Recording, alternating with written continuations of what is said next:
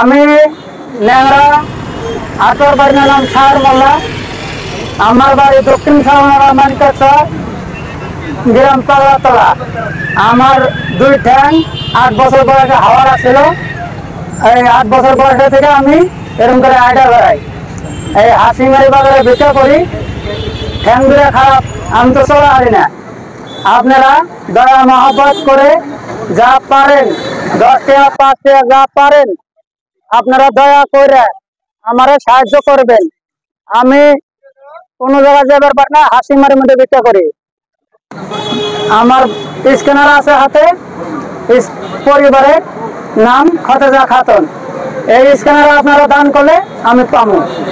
যে যা পারেন আপনারা দয়া মহব্বত করে অনুরোধ করে কই আপনারা সাহায্য করবেন আর কি। আমি আর পারি না।